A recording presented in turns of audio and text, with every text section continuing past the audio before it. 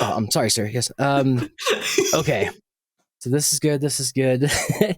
All right. I am sitting here with it's Cosi is the short name, but Cosi McCarnegie, right? Is your name? Yes, that's the full shebang. And I've known you for like 5 years as well. And I'm finally asking you, what is, how do you, it's Cosima? Cosma? Cosima, yeah. As Is it long as like you don't Cosmo? hit me. It's like that's kind of a Greek version, but the ones that kind of make me a bit twitchy is like Cosima or Cosima. It's And I weird. also get Cosmina, Cosmia, like any variation of this you could possibly imagine. I have been called. Okay. It's a weird People name. always think my last name is Ho or Howie. Is it How? I feel like it's How. It's How. I think in like Gaelic, it's like who, but no one's going to say that. Well, I could if you wanted me to. There we go. Off to a good start. The previous episode was with Dig It with Raven De Silva, and her and I have been friends for a long time, and I've known you probably as long since I started Instagram, right? Yeah, I think we were all a part of the early crew talking about the old and dusty on Instagram. The old and dusty, and now it's been taken over by these Zoomers that love their videos. I know we're the old guard now. It's weird. Tell me about it. How are you, by the way? You doing good?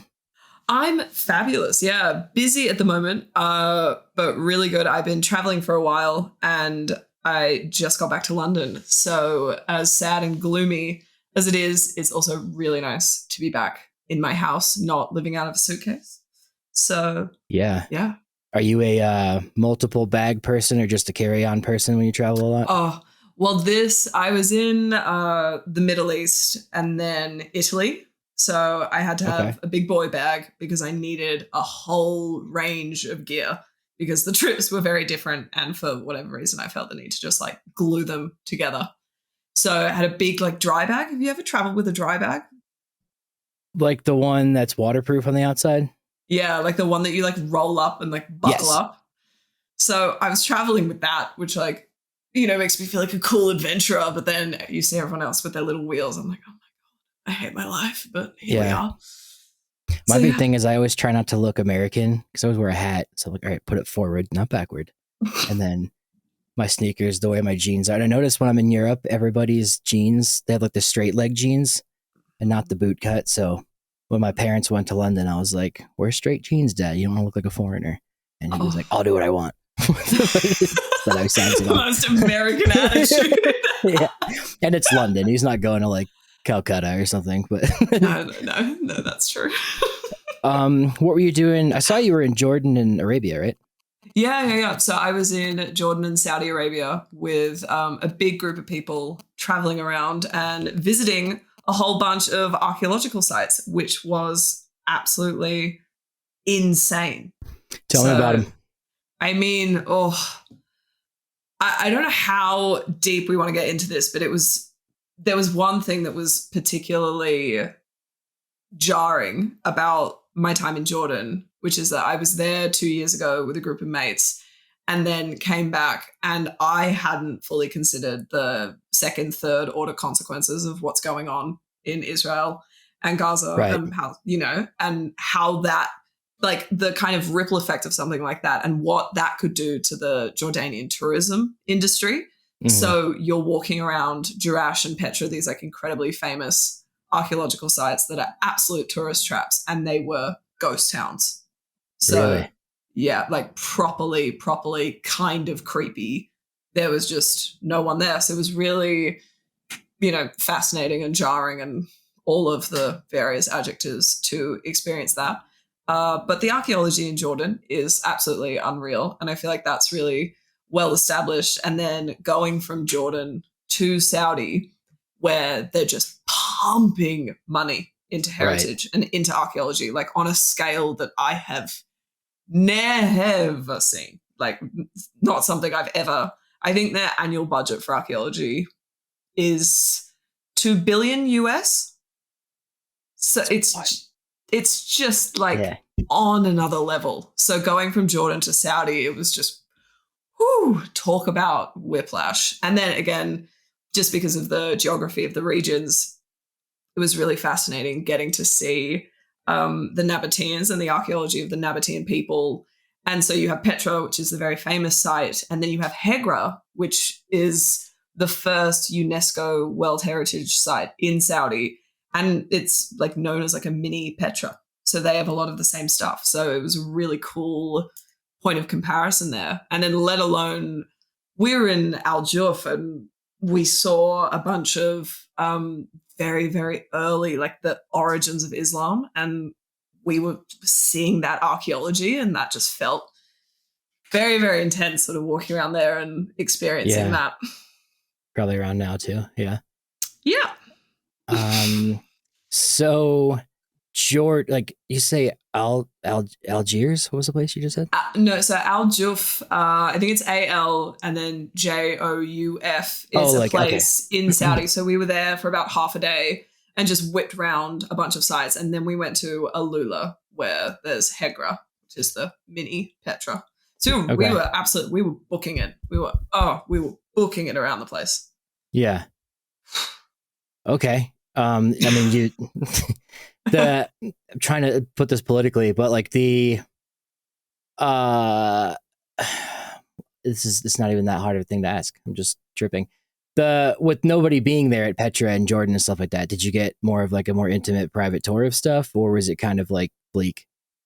No, I think that's a really great point. And I was actually speaking to a friend of mine whose boyfriend went there in March, and he very much felt, I'm never going to be able to come back here where it's this, what's the word, like sparse, empty. Sparse, empty, so he was very aware that he was never going to be able to experience it the way he experienced it then. And we did the Treasury by Night thing at Petra, where you can go in the evening and there's a musician and they light all these candles, and it was really beautiful. And so we did that before. So I was like, oh my God, that was so intimate. And then we came back the morning after, and it was so weird because it felt exactly the same. We saw, honestly, I mean, I was there for about 3 hours and I saw 4 to 6 other tourists the whole time. That's wild. In Petra. Which, like, you can't even look at a picture of that without a bunch of people pouring out into it. Yeah. No, you can't. And I mean, I'm a content creator, so this is like no shade, but the amount of tripods, selfie sticks, like, people carrying ring lights, it's properly rammed full of people. Doing TikTok dances for Petra. Oh, yeah. Doing the camera goes in and then they go out and then they play a song from Disney's Aladdin, and it's all, Oh, okay. Okay. Yeah. It's supposed to be Persian, right? No, I guess it's Iranian. These are all good questions. They're all really good questions. Disney's Aladdin was just like the Orient, I think is what they were going for. Oh. Like, if that's still cool to use. I know. Is it? I don't think it is. And back. Okay. So what was I learned this word with Raven yesterday. I used it. The impetus for going on this trip. Oh, great word. Great question. I am lucky enough that my dad, for whatever reason, he's not an archaeologist. He's not trained in history or archaeology, but he's what are the big questions? What are the big questions about humanity and history, et cetera, et cetera, et cetera? So he is really, really curious and really, really passionate. So he organizes these trips with a whole bunch of fellow nerds, and we hop around all over the place to learn about the archaeology of specific reasons. So that's why, I don't know if you remember seeing this when I was posting about it, but that's why I went to Mongolia on a trip with him, and I went to Sudan on a trip with him. So all of these kind of places, the reason we're going is for archaeology. Damn. That's what he's most passionate about. He has this wild, like absolutely wild curiosity, where he had this fixation for a year or two where he was going to reconstruct a dhow, that traditional East African boat that they use like along East Africa. And he was like, we're going to make one and I'm going to sail, please put a picture. And he was obsessed for like a year and a half with building a dhow and then sailing a dhow. So he gets very excited by very specific things. And so we I love your were dad talking. already. That sounds dope. He's honestly, he's a vibe. He's an absolute vibe. And he's also a huge reason why my passion for this field. I mean, as you know, we can get into this more later because I'm sure that we will, which is the complexities of the field and all of the jokes about these degrees making you unemployable and, following your passion. It's really easy to become disillusioned from doing that. And he just says to me all the time, he's like, you can retrain as a barrister whenever you want, but like, you'll hate it. You'll absolutely hate your life. This is what you love. So let's fucking go. Right. Wait, okay, that was 12 minutes in. I'm sorry. No, you're good. And I was going to say too, my parents make enough, and they like, it's just an American thing though, because our country's so big that like my parents are from New York. We live in Nashville now. Flying from Nashville to LA is a 4 or 5 hour flight. So for someone in Europe, you could fly to, Turkey in that time from London, I think maybe. So it's like also the Middle East, not that far, which was the other weird thing, especially if you're coming from Australia, which is like, I have a completely warped view of flight times. My boyfriend's coming to Oz for Christmas in December and he's like spiraling because he's like, what do you mean I have to be on a plane for 14 hours? I'm like, psh, psh. Rookie numbers, kiddo. Rookie numbers. It's fine. That's wild. Yeah, I think from London to Italy was like, or to Rome was a very fast flight. Oh, it's nothing. Where were we? My parents, like I went to London. I went to Rome for a conference. Then I'd been to Belgium and then Tel Aviv, but I hadn't been to London or anywhere else in Europe yet. So I went and then I just by myself, my parents were like, you're just going to do it. And I was like, yeah, like I have a weekend to myself and then I'll fly to Rome. It's not far. And then after I did that, they were like, and if dad, mom, if you're listening, I'm sure you're not.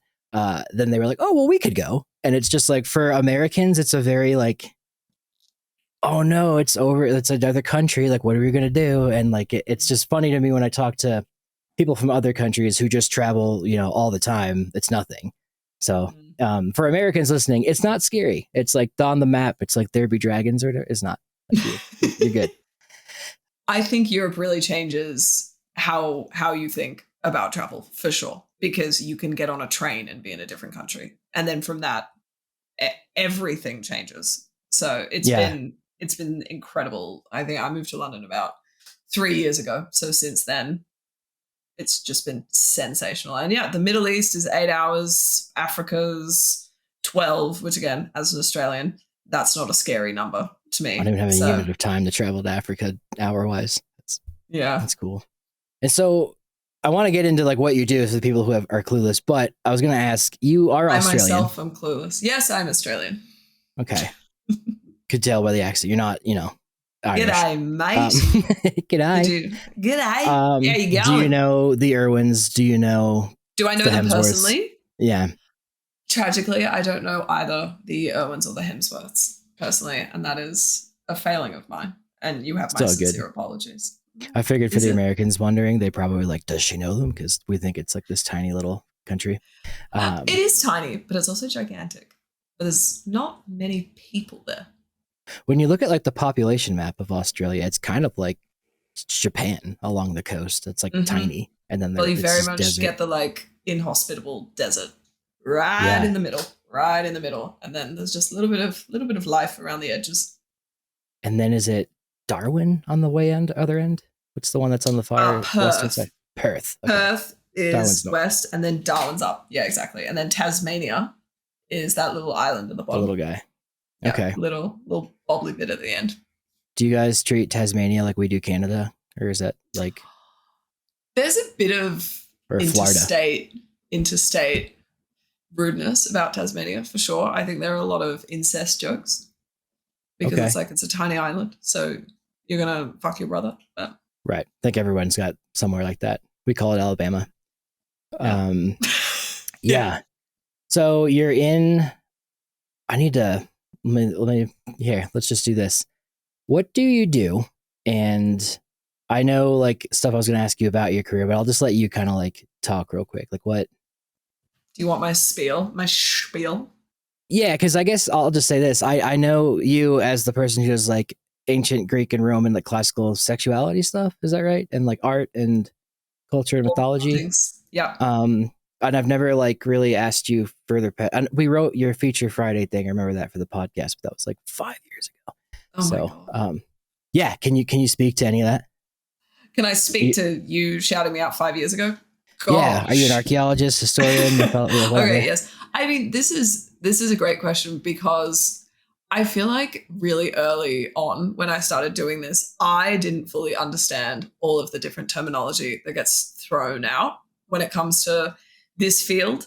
So I am technically an ancient historian slash classicist. That is my technical title. And as you know, what I'm really passionate about is about making all of this stuff more accessible and more approachable. And the way I do it is, through art, particularly on Instagram, because it's a visual medium.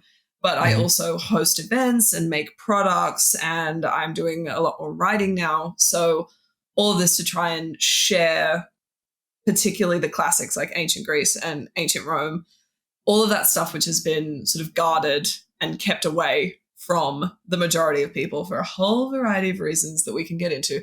Right. Um, the thing that makes me the happiest in the world is sort of arming people with a tiny little, like a little slice of knowledge that means they can roll up to a gallery or a museum and be like, oh shit, I like actually know what that is. Or they can look at a painting and see a swan and be like, fuck, that's Zeus about to assault Leda in the form of a swan. Or Yeah. when someone texts me and is like, oh my God, I just got a trivia answer because I followed you for a year. That's the stuff that makes me the happiest in the world. And I think you know, all of these sort of classical myths and motifs, and particularly the imagery, once you have a little bit of the language, it really can enrich your life and enrich your enjoyment of museums and galleries. And also, it's so embedded in all of visual culture everywhere. So when you know a bit about it, I think I think it makes your life a bit better. And Greek it's and not Roman something. classical mythology is embedded everywhere, or classical architecture and stuff. I Is that what you're think saying? the mythology is everywhere, the references are Okay. everywhere, and the architecture is also everywhere because there have been various periods throughout history where people have just decided that, you know, classical Greece or ancient Rome is just the Right. thing, and then Right. people get obsessed with it, and then it bleeds into literature, architecture, etc., etc., etc. And so when you can break down some of the barriers to entry, because there are so many, when you can break those down and sort of disseminate it, and social media has been really good as far as democratizing that. I mean, that's also come with a whole slew of problems, which again we can get into. But that's what I do. That's what I'm most passionate about, and I also think the stories and the art can be a really fun and accessible vehicle for opening up conversations about sex and sexuality and the body and representations of the body. To me, it's just always seemed like a very natural sort of marriage, being able to use it as a way of opening up those conversations. But I think one of the things that confuses people is that I have been on some archaeological digs, but Hmm. I'm not, and I've done a few in my undergrad. I did some archaeology subjects, but I'm not technically an archaeologist. I just don't think I have the attention to detail or the robust knees that are required. I Yeah. just am like physically not built for it. And that's okay. I tried I could, yeah. I mean, I have a bunch to unpack there, but I will say it is funny to me when like foreign students come here to work in America or the United States, like especially the Chinese students that come over. Apparently, in archaeology for them, they have people that do the digging, like they have workers, kind of like they do in uh-huh. Greece and in Mexico. And they're like, I'm not digging.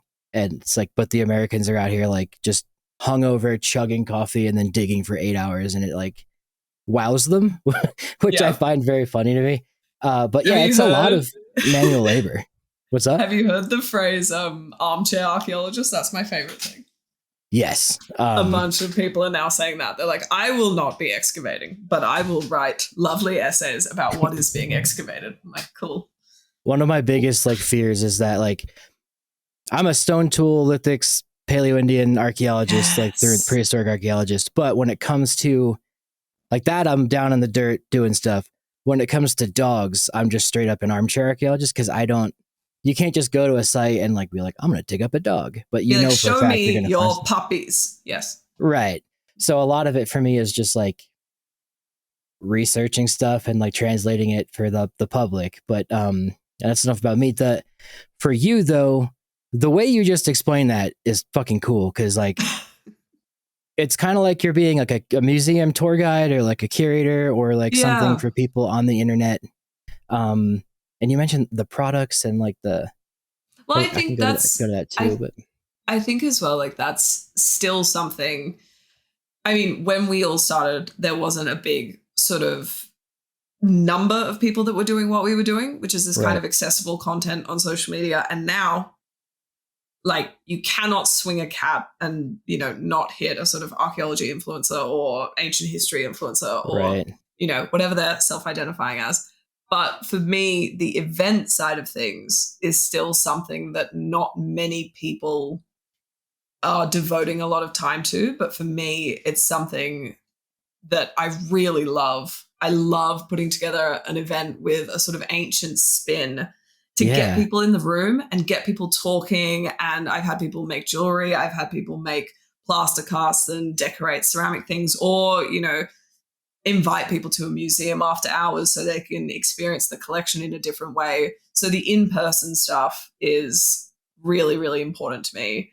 And I mean, I don't know how much of that sort of the lack of third space. Do you know what I'm talking about when I say that? Yeah. We have that big problem here in America. Yeah. Exactly. So it's okay, we don't have that. Where is somewhere where we can build community and build connection in a really sort of supportive and genuine way? And so I'm right now, to go back to your earlier question, which is what am I up to? I'm working on my next event, which is in London on the 2nd of November. And it's going to be a sort of symposium with poetry and art and food, and just be a spot where like you can learn a bit, but you can also just like have a cocktail and look at a sculpture and eat some food.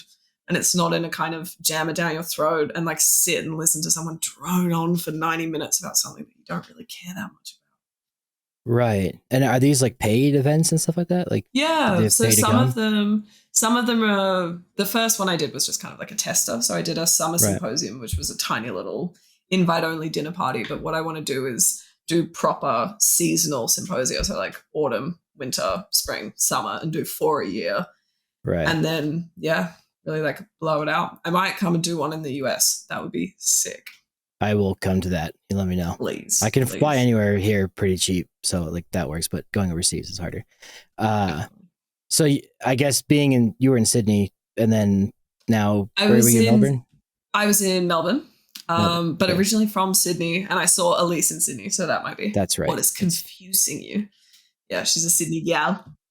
But I imagine being in those big cities and being in London now, it's easier to do those events. I think so. It is. And I was really lucky in Melbourne to be really embedded in the community there over years and years. So I knew lots of artists and people, and also it was just all of my friends. And then in London, when I moved here, I was really, really excited and just started reaching out to people on Instagram like an absolute lunatic. I mean, you talk about the DM slide. Right. Fiend. Absolute. Like, they do not it's what you know me do. from Joe. I'm like, hey, like, how are you? Do you want to do something? And they're like, who the fuck are you? I'm like, it's all going to be fine. So I did that and hosted some poetry events and some sort of like crafty events, and just like gave it like a little, just like historical salt and pepper. So it's like, I'm really going to talk about it for like 10 minutes. You're not even going to know really that you're learning. You're just going to like, because it's also that statistic of like the human brain, which is you can talk for like half an hour. Someone is going to walk away and be lucky if they remember 2 things that you said. So it's like, let's just have like a practical and reasonable expectations of people, and like what, how long people can be expected to pay attention. So I'm very open and pragmatic about that.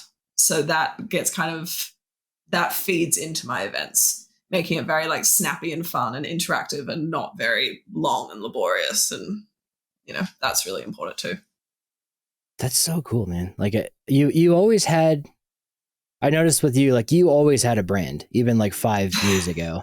And I No, like oh my respect God. it. Dude, I need to Was tell it? you I mean, this maybe it wasn't story. as far as 5. Yeah, let's do it. I need to tell you this because if you think you like my dad now, I started this and I was in like second year uni and I realized then I was like 19 or 20 and I was like, I am never going to be able to be an academic. I just realized I was like, I can't like, when you're talking to people and you're just like, this is just it's not doing this. And I was like, okay, but Mm-hmm. I love this stuff and I think it's really cool. And sometimes when I explain this stuff to people, they get excited. And so what can I do with that?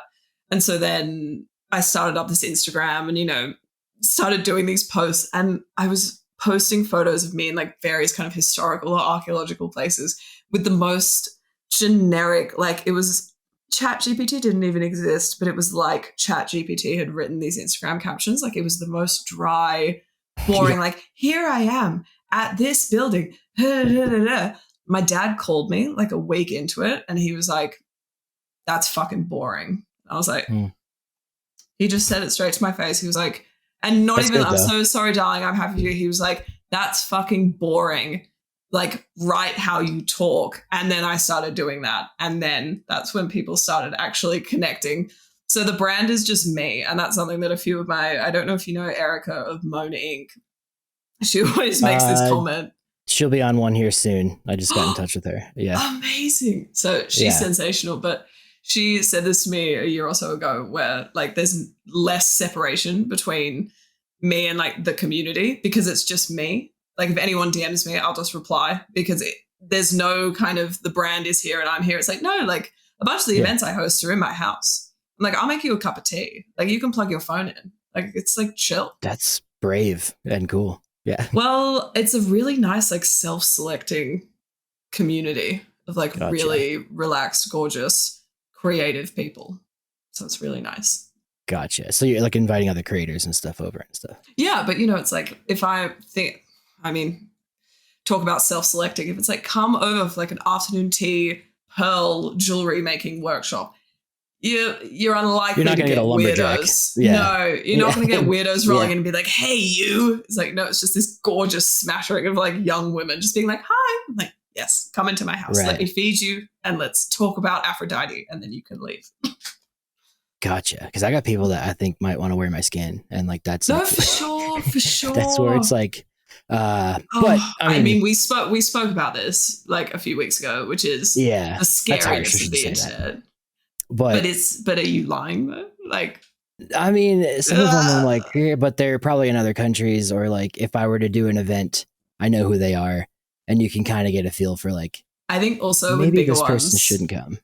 But I think with bigger ones, security is very much vibe. And for the big ones I've done at museums, there's security. And for the one I'm doing in November, there's going to be a security guard. That's good. So people aren't going to be wriggling in. Yeah. And I can like, a good point. Judo chop if I had to, but like it's just more like the cordiality. What would be the word? Like if there's a group of people and I'm running it and I'm the only one doing it, like I wouldn't want to be like, hey, I need you to like stop being that way. Well, it's like, that's all. See, then you need a team. You need like a handful of people. So you can also like point out and be like, that person's a Fruit Loop. Just like keep an eye. Yeah. I got a few people that would be interested in doing that with me because I thought about teaching like survival classes, which I'm not like totally qualified to do, but I'm in that community. And then it does have to do with prehistoric archaeology. And then I thought about doing like a dog meetup where we all go camping or something.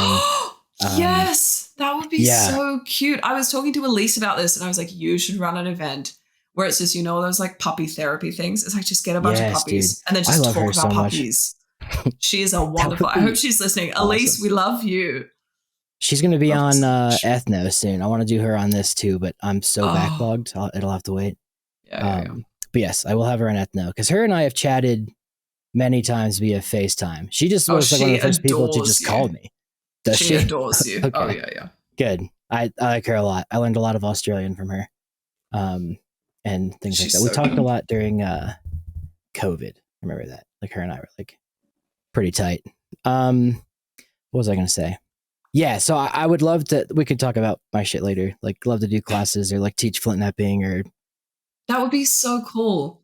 Dude, I will fly to America and do the admin event fuckery of you running a flint napping workshop in a heartbeat. That would be Maybe so we should much just like fun. host our own little like Instagram con thing or something like that, like Archaeology con or something. I don't know. Yeah, that would Just a be bunch of people. really cool. Well, if you ever want to run a workshop, I'm serious. I had this conversation with Liv. I'm running Raven's book launch. Like, I'm so Beautiful. down. Events are my favorite thing, like in my sleep. It's so In good. fact, I texted Raven and I was like, "Are there certain things I should ask Cosi that she'd be stoked to talk about?" And she was like, "She loves events." I do. I do. I love them so much.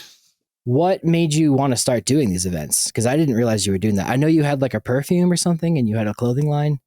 Like a perfume? Was Candles. it candles? Okay, I Candles, know you bunch had of clothing. candles. I've Yeah, had, oh, I mean, I dread to think the range. I mean, I had some Christmas baubles. I've had so much stuff. Like, am I? Did I dream that you were selling like thongs? no, Well, you didn't. G strings. I sold G-strings.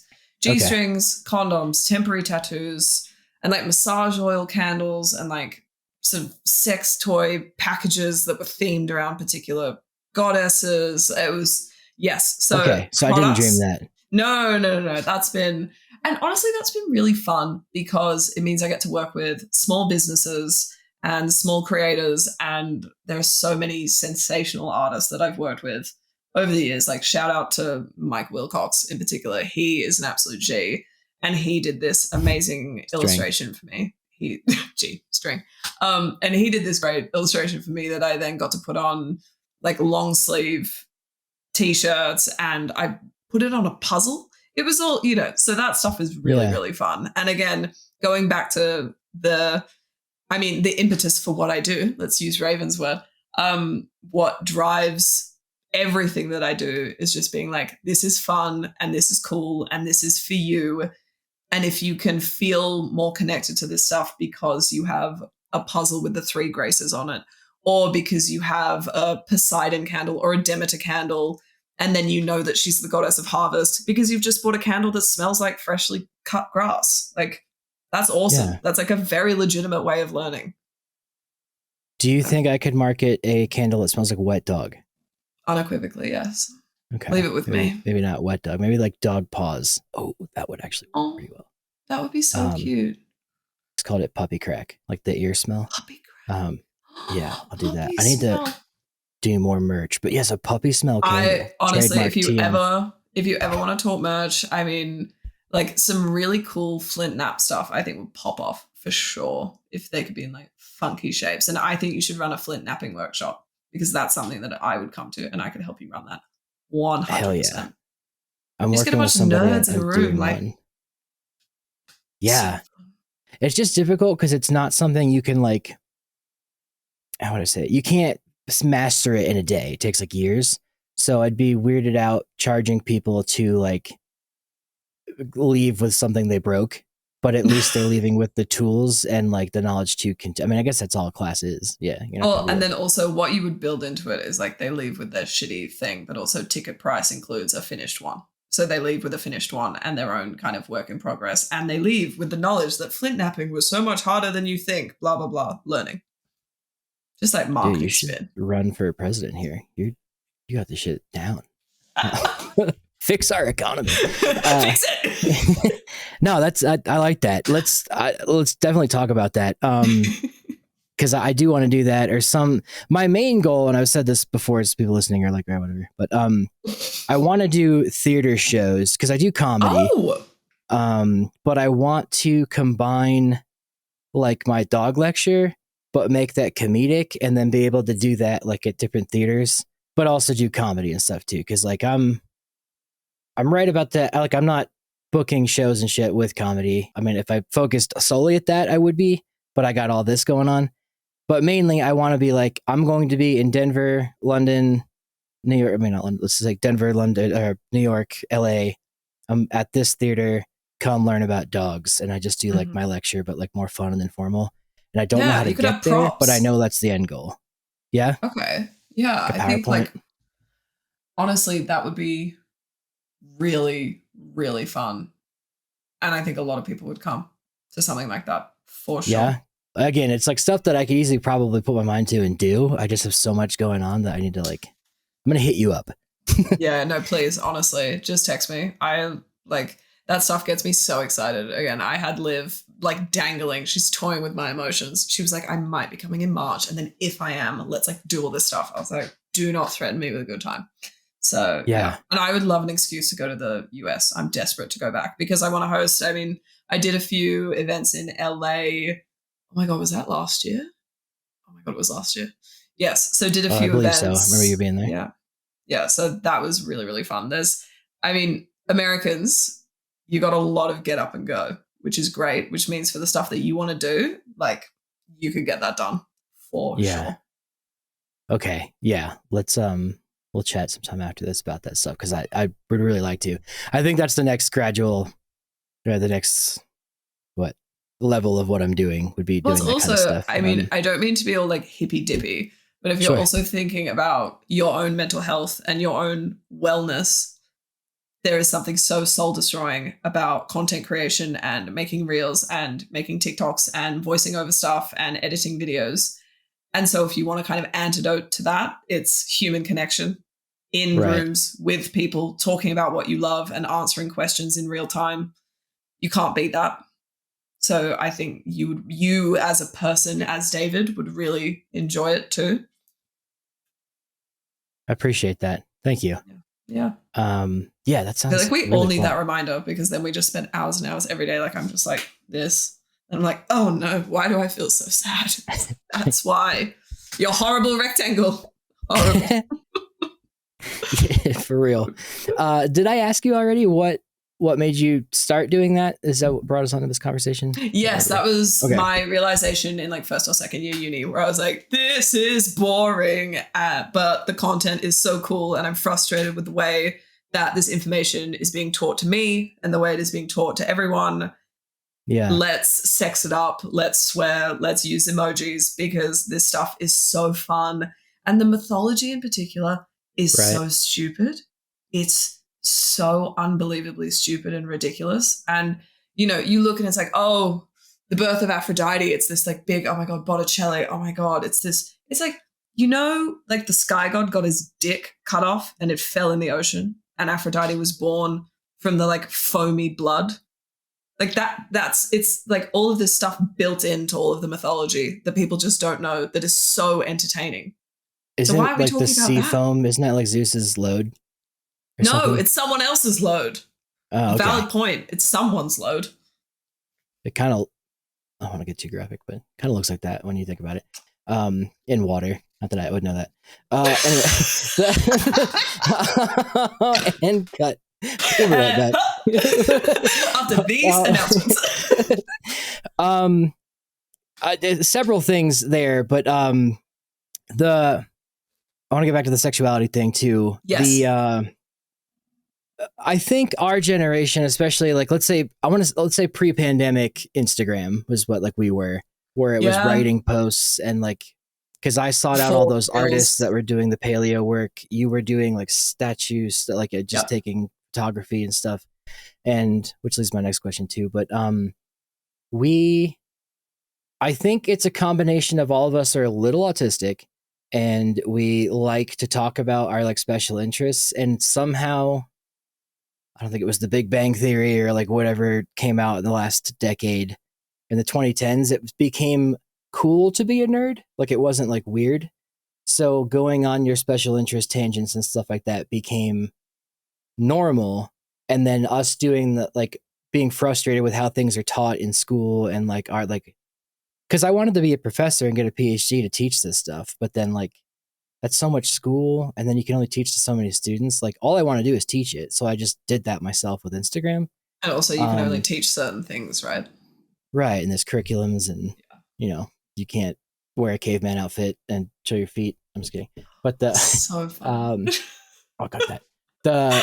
Where I'm going is I think all of us needed that creative outlet.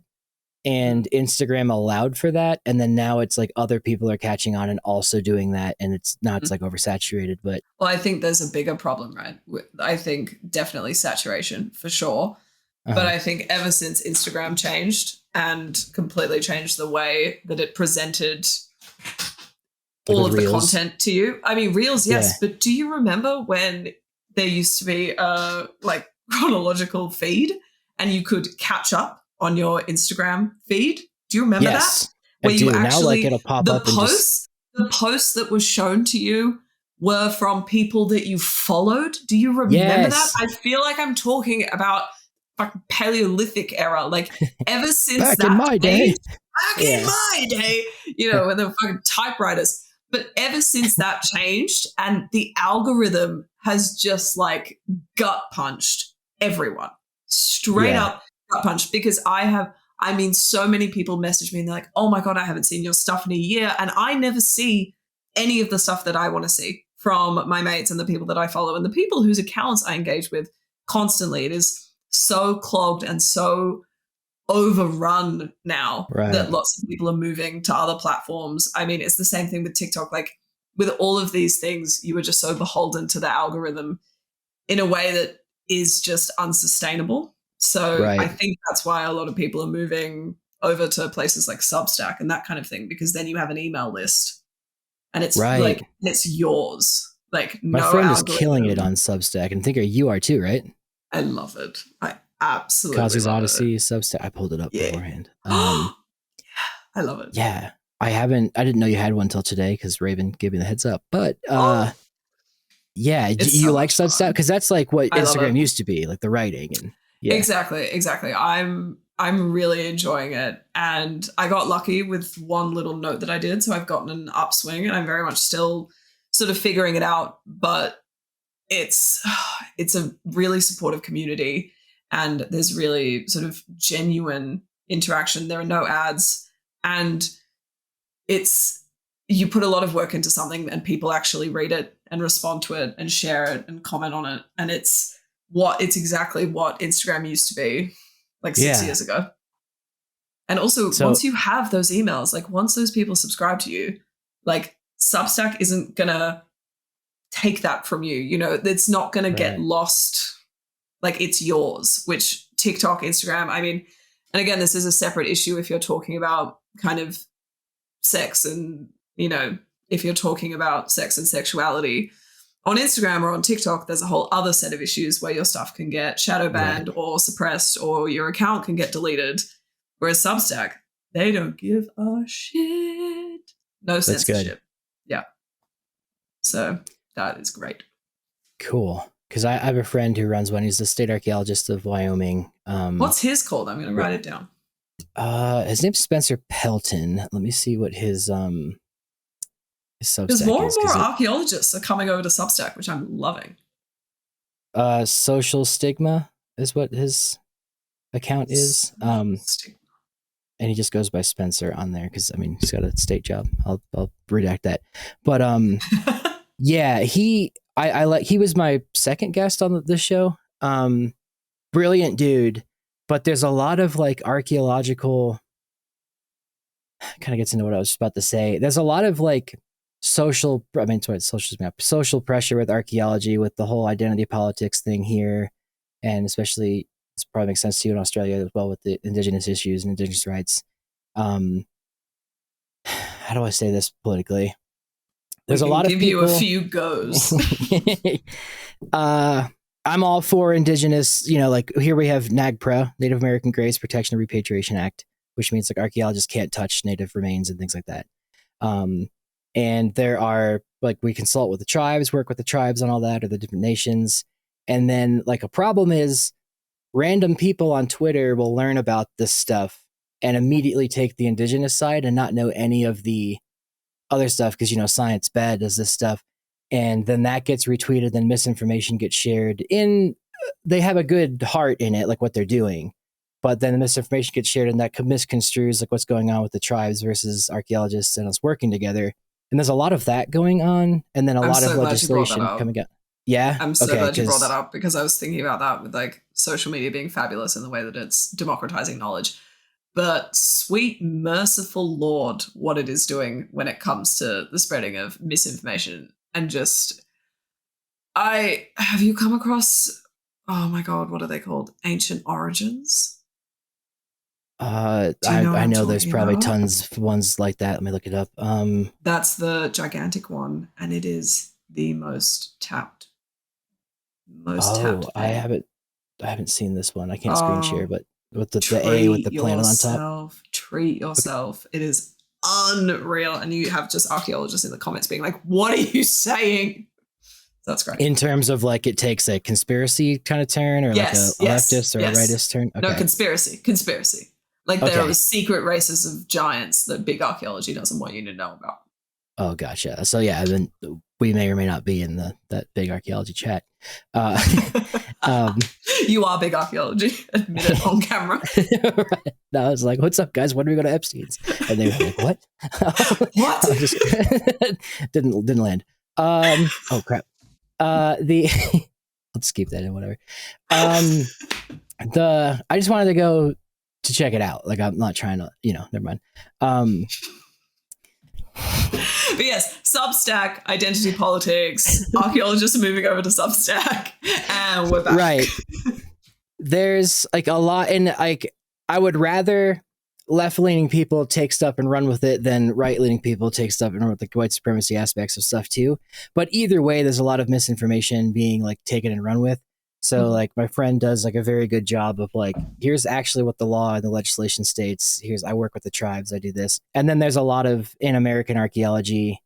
I know people get bummed when you say America because the whole continent's America, but United States archaeology where I just lost my train of thought. They're going with this. The legislation. There's a lot of like random people just have the one that came out today was the Mummy Cave one, and like this lady. This is a different thing, but some people just found mummies in caves and like keep them in their house now, and now they think it's like this one family in Texas. The old lady thinks it's like her, and her mom gave her this mummy, so she needs to take care of it. Why would it go to a museum? And that becomes a whole cultural anthropology issue of like, how do we, bring this, repatriate it back to the tribes and stuff, and just also, stuff like that. It's human remains. It's not a pot or a jar. It's right. a human body that has been taken from the ground. Yeah. Lots of that. And then just like the weaponization of it's all thing. It's very interesting stuff. It's interesting to see like how both sides take and run with stuff, and like here's the facts. And I like that about his Substack and other Substacks I've seen. It seems to be more of that stuff, because if you post stuff like that on Instagram or especially TikTok, you're going to get blasted by like completely stuff. And, yeah. So anyway, what's your Substack? It's more long form stuff. And I'm also turning it into a more sort of collaborative community based space. So I'm putting interviews out on there, and guest writers are coming on and writing stuff about what they're passionate about. And so that's what you and I did. Exactly. So that's going out on there, okay. The transcript from that. Yeah. So also because so many people like aren't financially compensated for their time. And so I'm trying to like build a more like wholesome and sustainable version. Like the thing that always wigs me out is that you pour your heart and soul, and I dread to think how many hours into writing something, and then you pay an academic journal to put it in the journal, and then they tell you why it sucks, and then you edit it, and then maybe they take it, and you've paid them to do that, and then the journal takes your work and then puts it behind a paywall. I'm like, in what stratosphere do the economics of that make sense or seem fair? That's just and we wonder why people think we're hiding evidence, and also why they can't access it, and they come up with conspiracies. Yeah, exactly. Drives me crazy. Exactly. Yeah. So that Substack for me, I just know so many brilliant people who have so many like really cool little niche areas of interest. And I mean, the recent one that I wrote, I was in Jordan in Madaba, which they advertise as the land of the mosaics. And I was like rolling around, and it's like lots of Christian stuff, which isn't really my bag. And then I was in this like old dusty building. It was like, welcome to the Hippolytus mosaic. And I was like, you got Euripides in here? Like, my boy, what is he doing here? And then I got really excited. I was like, you lost, babe? Like, what is going on? So they had this gorgeous giant mosaic, and I posted about it on Substack, just on like a little note being like, do y'all like know this myth? And a bunch of people were like, no, tell us. I was like, say less. And then I wrote a Substack that was like, this is the origin of the stepmom category on Pornhub. Take a seat and let me explain it to you. Yeah, explain that to me. So before I haven't read it, my take, the stepmom and the stepsister thing, not that I have much experience in the research of it, but I know of it. Is it because it's just an easy plot point to have two people immediately start having sex with each other? I mean, there are some parts like, of it. I think there's a line in my Substack where it was like, da da da da da, but I'm going to leave that to the psychologist because that might be even too spicy even for me. Yeah, but I think it's just all of these kinks that you could just go down so many fascinating rabbit holes. And then it's another part that I love about the mythology is in the vacuum, because so many of us are atheists, in the vacuum that a lack of religion leaves in your kind of life and your spirituality and your like a feeling of belonging to humanity in a broader sense. If you don't have religion, you know, you feel that a bit less. And so for me, something that ancient mythology gives you is that sense of continuity and familiarity and community over thousands and thousands of years. So then the myth of Hippolytus and Euripides' play of Hippolytus is so fascinating because you have a false rape accusation made by a woman. And to my knowledge is like one of, if not the earliest times where we ever see that. And you think about how strong a fear that is, that, you know, how strong that fear is still today. And you like look back 2,000 years and that was a huge topic in a tragedy. And that's so psychologically interesting to me that this fear is so persistent. You said Euripides? Was it the person? Yes. Okay, who is Euripides? He was, I was about to say is, I mean, he exists in present tense to me, but an ancient Greek playwright who wrote about the story of Hippolytus, who was this really kind of like, you know, he was an illegitimate son of Theseus. So sucks to be him because he's never going to be a real boy. But then he did this thing where he was like, women are the worst and I hate them. And so I'm going to be a little like maiden man and I'm going to reject love and sex and marriage. And oh no, you think Aphrodite is going to take kindly to that? Like knock me down with a feather. Aphrodite loses her mind and is like, you know what I'm going to do? Because you're like on your little pedestal being like, women are gross and so is sex and so is marriage. I'm going to make your stepmom want to fuck you so desperately, it's going to ruin her life. So then his stepmom goes absolutely insane with like love, lust, everything, all of this. And then what happens is Phaedra, his stepmom, is like losing her mind. She's confiding in her nurse. Her nurse is getting like really, really concerned about the situation. So then the nurse tells Hippolytus and she's like, I'm going to swear you to secrecy. Like your stepmom wants to fuck you, and he launches into this. I'm so horrified. I could never. This is disgusting. Women are the worst plague on the planet, etc., etc.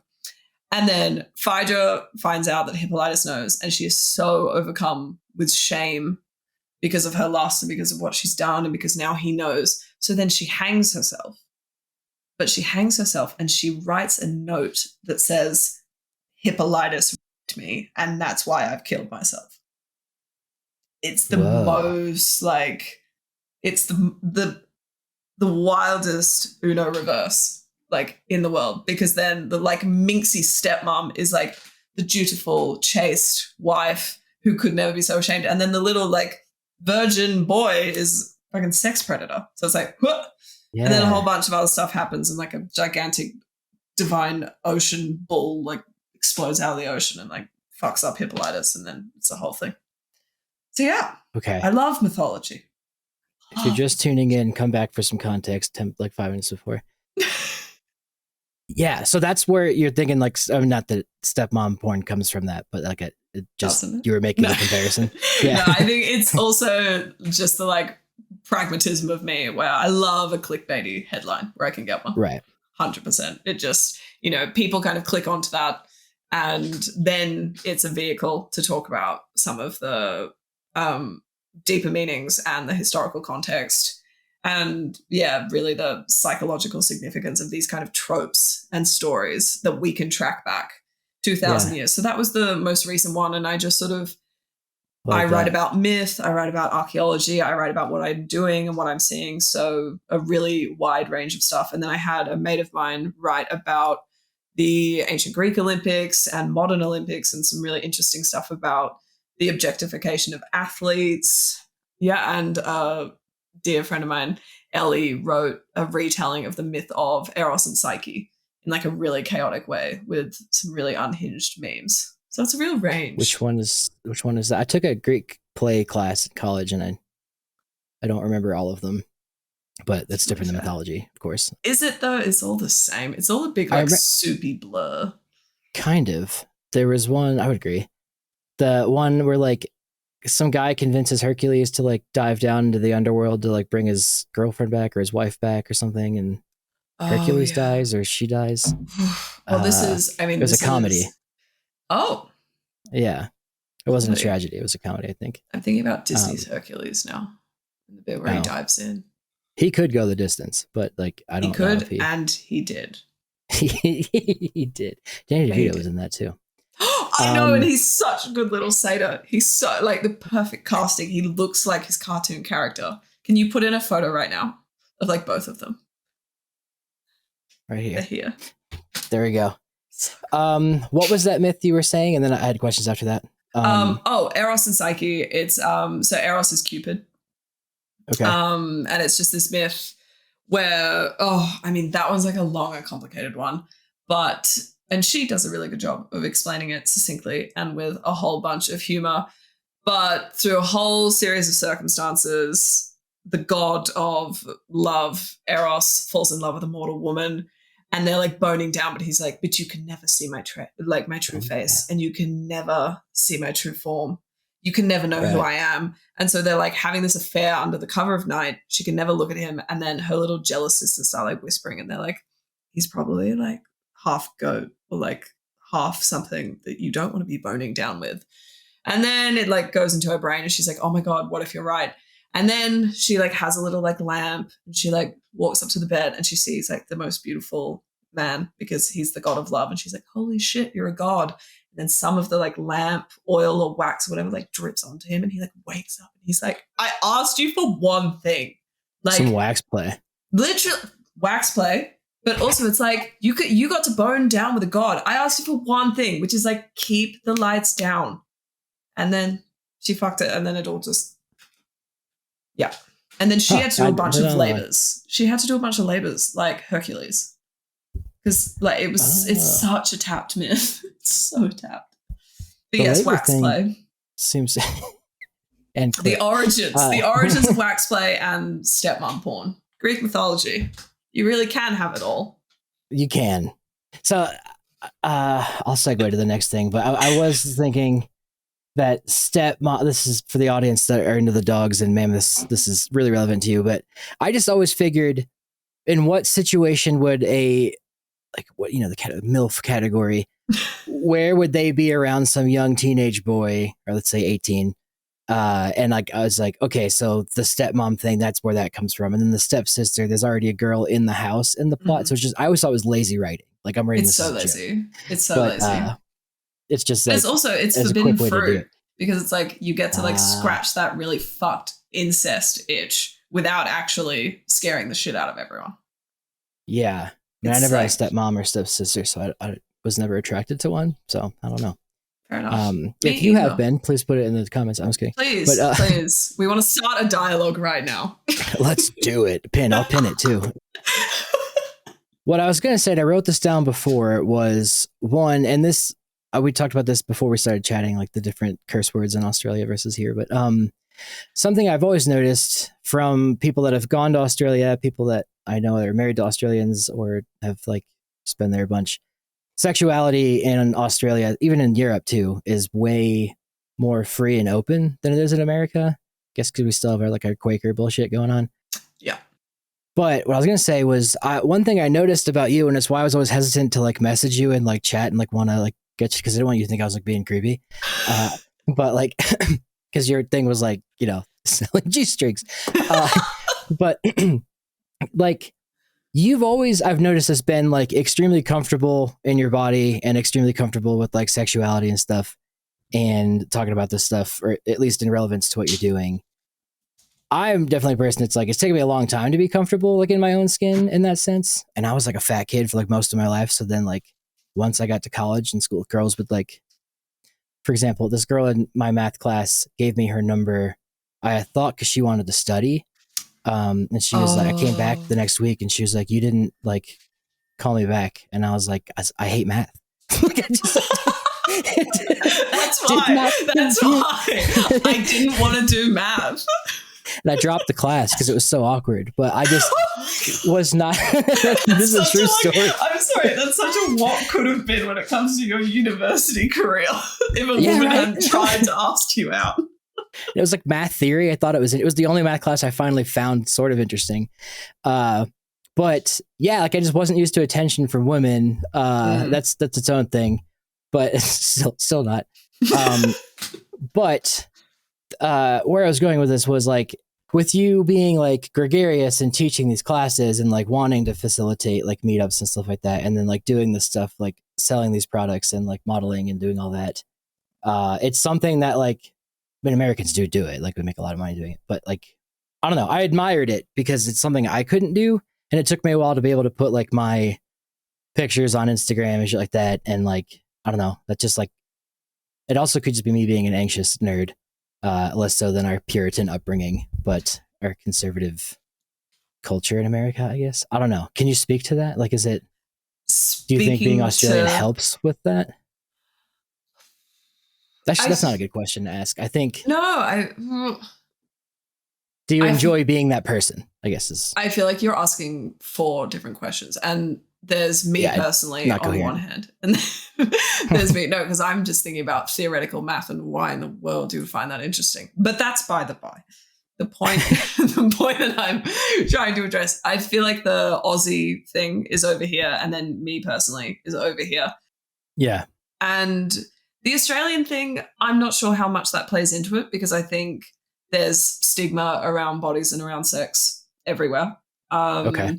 But I would say that broadly, America, y'all are a different breed. And I mean, also being in Europe, I think helps being in London. And I did one event with Charlie and Max in Berlin, and that was just a whole other beast. So you do in those kind of pockets, there is a really different attitude to a lot of this stuff. But me personally, there are kind of 2 parts of it. And one is the really kind of boring, pragmatic, soulless part, which is sex sells.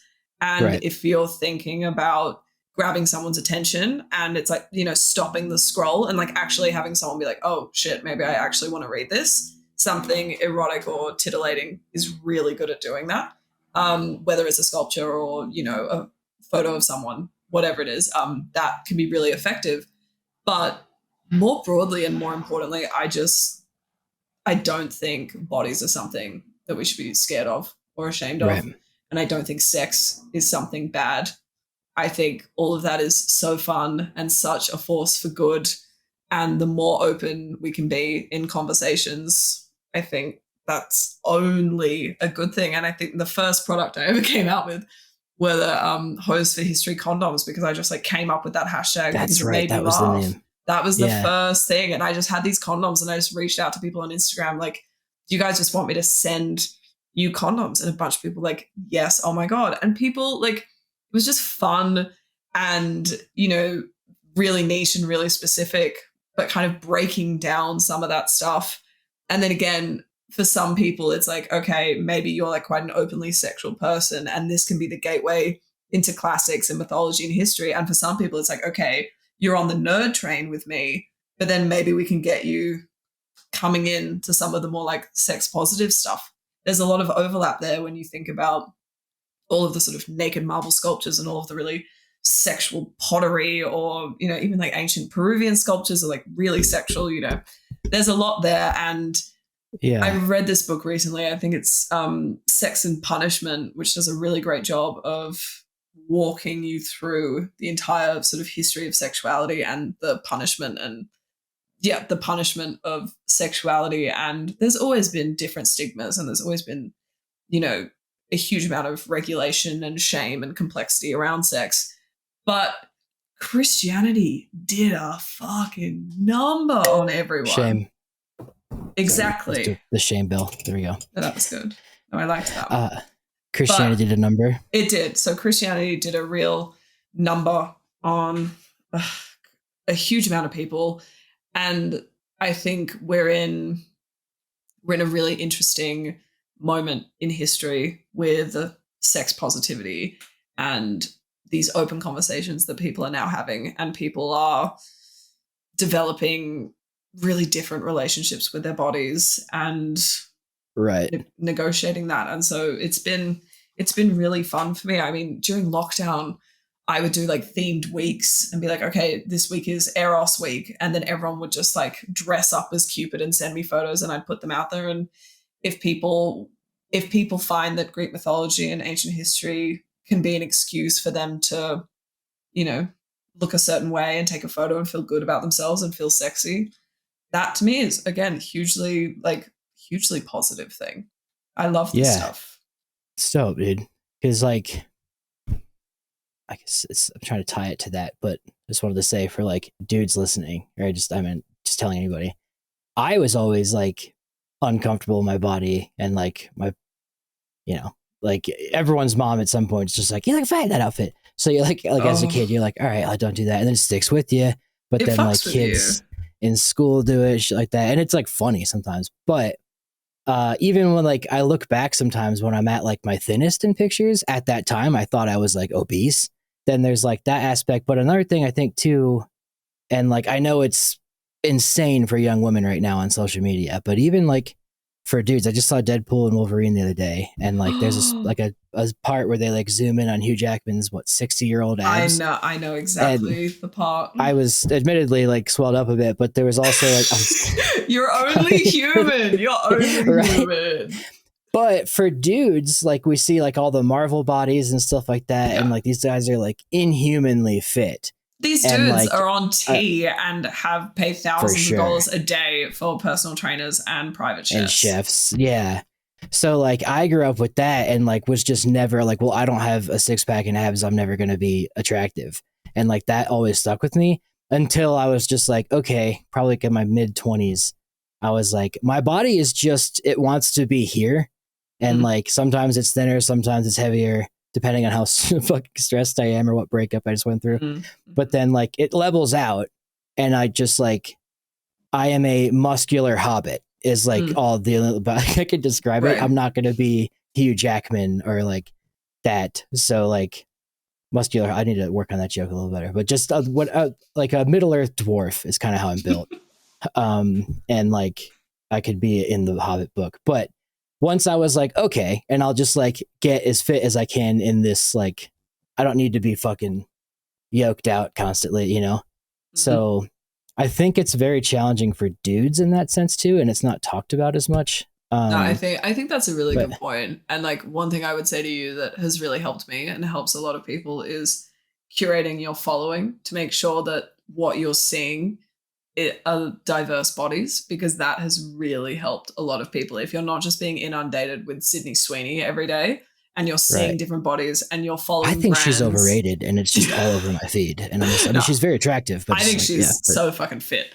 But if you're following like brands and platforms and people that showcase bodies with stretch marks or acne or scars or whatever it is, it kind of, we're doing this rewiring our brains from the like thigh gap 6-pack bullshit that we all internalized.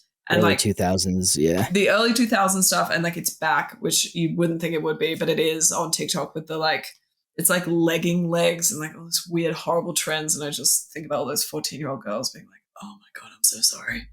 That's good. What I wanted to segue to was that, like, do you think, I mean, I want to tie it into your work too, but like what do you think about that? Because I just feel so bad. I think it's just really bad. I think it's really bad. But I think equally there's always something bad. And I think back in our Right. day, to be a parent watching your kid get Facebook and MySpace and shit, you probably would have been pretty terrified. And then there was Instagram. And I mean, could you imagine like if your kid was trying to explain Snapchat to you? I'd be like, okay, cool. Prison for everyone. What? Like jail, like immediately Yeah. jail, like straight up. So that's like every little wave of it. And it's just a shit show. But the train has left the station. It's just Right. about making sure, I think, that the conversations we have with younger people are as supportive as possible and like, you know, trying to ground them in the real world as much as possible. And again, like making sure that they're being exposed to different bodies, different people as much as possible. Yeah. And do you believe, it sounds so weird, do you believe you're helping with that? But like, is that something that can you speak to that like with your work, I guess? I hope that I am. Yeah. I hope that I am. And I hope that people can see me being very scantily clad, whether it's just me with seaweed or me with shells or whatever I'm doing at any given time. Someone who is not thin and who, you know, has whatever, I mean, I'm same as you, like whatever fluctuation stage my body is in, depending on breakups, studies, etc. But just, you know, feeling comfortable in it. And again, on the one hand, it's like, you know, I feel really good in my body and I love my body and, you know, I feel really good in it. But then on the other hand, I'm like, you are a sack of flesh, end of discussion, you know? So there's that kind of, it's just your home. It's just like where you live. It's like not that deep. You can just like, Yeah. And also the more you kind of ease into it and expose it and kind of play with it a bit, the more relaxed you become within your own body. And I mean, back to my events, I've had to specify now that not all of my events are clothing free, but I did do a few. I did do a few. Oh, you're serious? No, seriously. No, I did a few, co-hosted a few naked dinners with my friend Charlie. That was one of the ones in LA. And Whoa. she runs the food experience, which is food in the nude. And that was a wonderful experience. I went as a guest and then reached out to her. And then she very kindly invited me to co-host 2 in London, 1 in Berlin, and then 1 in LA. And so I would bring the ancient history, art history, salt and pepper, and I would run a discussion about the nude body as it's been represented in art from ancient history to now. We'd have a conversation about that. But again, that I know it sounds completely batshit. I know it does. I've had so many conversations with people where they're just like, what are you saying?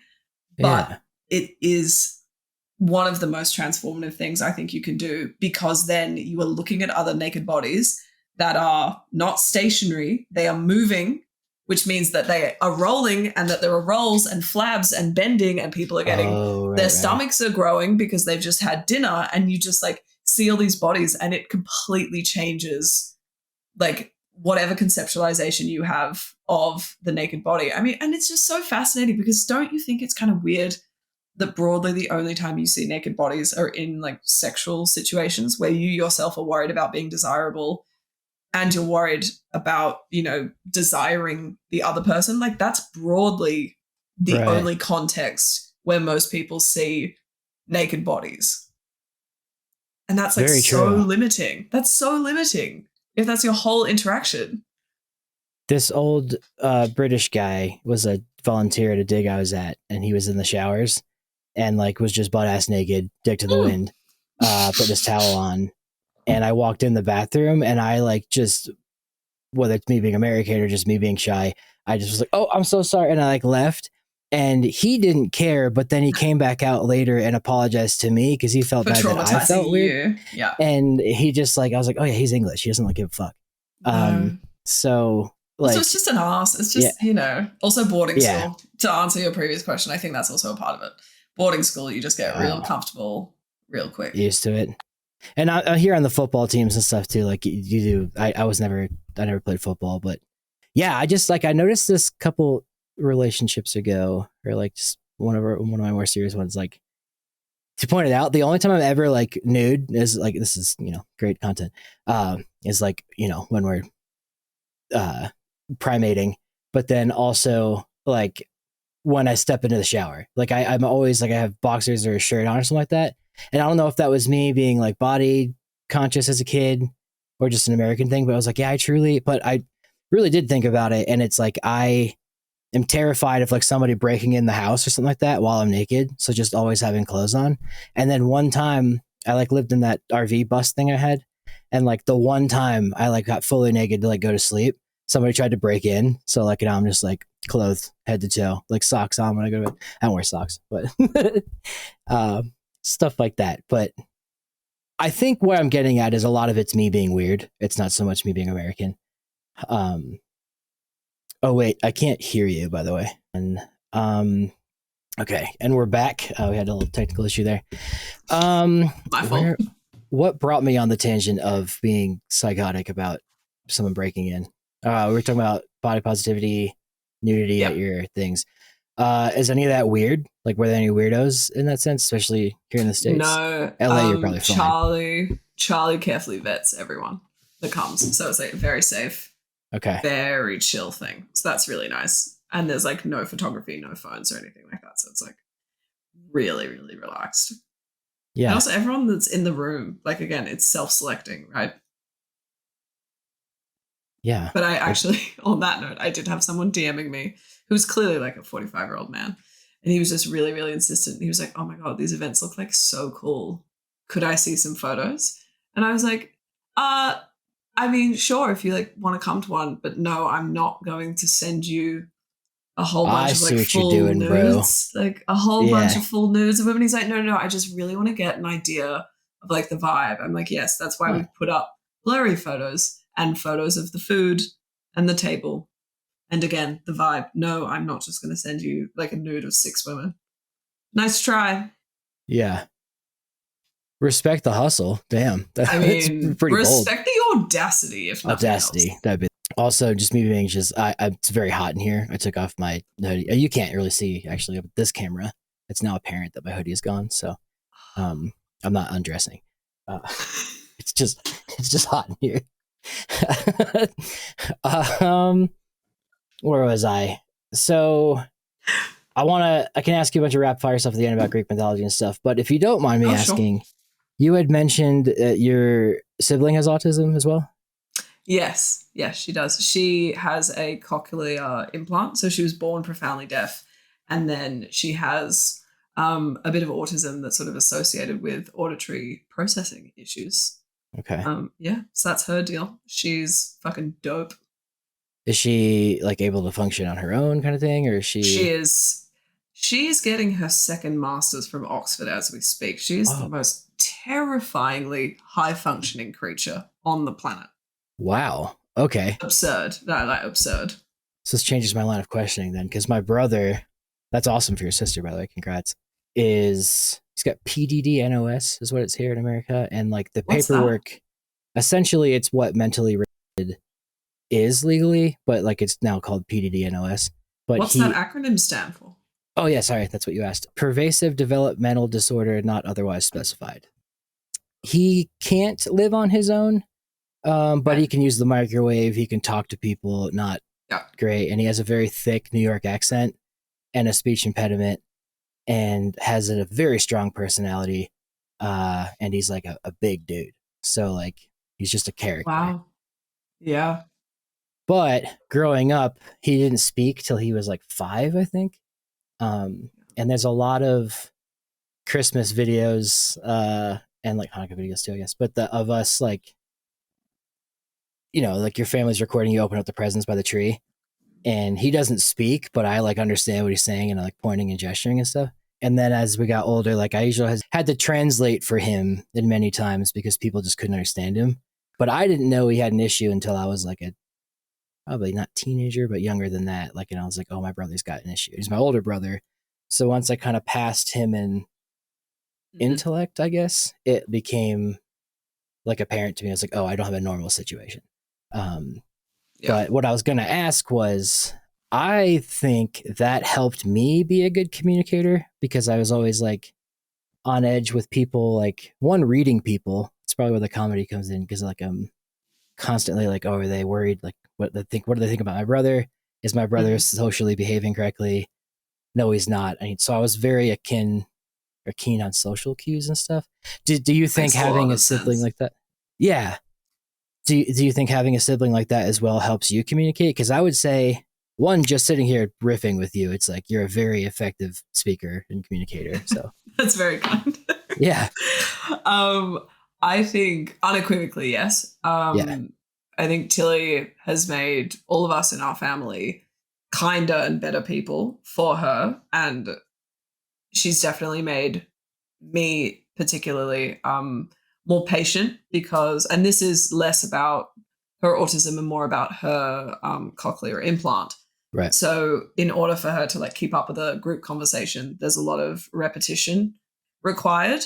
Um, and again, I get comments and compliments on how clear my voice is because if you're trying to make sure that your sister in a crowded restaurant can understand what you're saying, you're going to enunciate really clearly and you're going to make sure that you're moving your mouth in the particular way so that she can also lip read.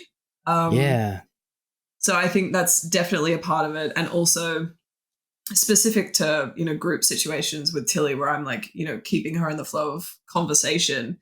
It's like kind of it's those social interactions, right? Where kind of four things have been said on top of each other rapidly and Tilly looks to me and I have to distill what four people have just said about maybe two different topics and hit her with mhm, one sentence that's going to bring her up. So it's that yeah, kind of like rapid filtration, crystallization, summary. Like, here are the things you need to know to keep up with whatever the hell everyone's about to say. Bang, and we're back. So it's very, yeah, I think that's quite ingrained in me. It's like summary, summary, summary. that's so interesting. I rarely get to talk to other people, especially on like in this kind of format with a sibling like that. So it's interesting. Did it take you a while as a kid to also realize like your sister's a little different? I think because she also She had the had, implant. Yeah. yeah, the implant Yeah. and physical disabilities with like some bone issues in her foot. So she was He has that too. always Yeah. different. Really? She has a He's like, macrodactyly. is that like Cretaceous or Triassic? It's a Yes. dinosaur joke. I was It's a no, I literally because like that's I think about that all the time because it's like macro big dactyl, and then I think about pterodactyl. right. That's what I Yeah. always think about. So it's like giant digits. So some people are born with just like giant fingers and toes in like a really fucked way. And I always Yeah. think about pterodactyls. So your dinosaur joke is like very much appreciated. Thank you. I was like, oh, did I just offend her? Also, no. I'm offended by the fact that you think you could offend me. That's the part that I'm going to take. Okay. Well, don't. I'll toe the line. Let's go. No, no. He can like do the thing with his thumb, or he can put it to his arm. He had to get rods put in his foot because his feet don't work right. He's like kind of like duck footed, but like flat Mm, footed. I can't really describe it. But whatever he has, PDD-NOS, it like also that's a symptom of it, and he has some other thing with it too. But mm.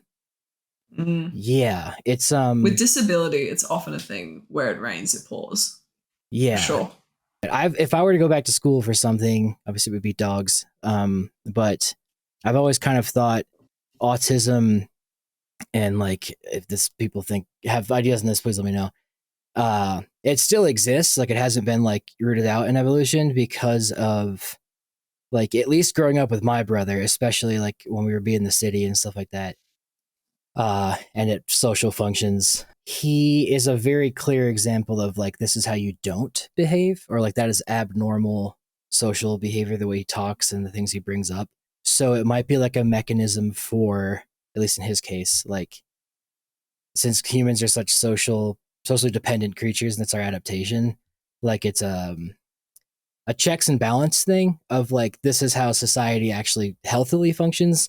But if we all were to act like that, like he can do it, it's funny, and like he's a just one's enough to handle.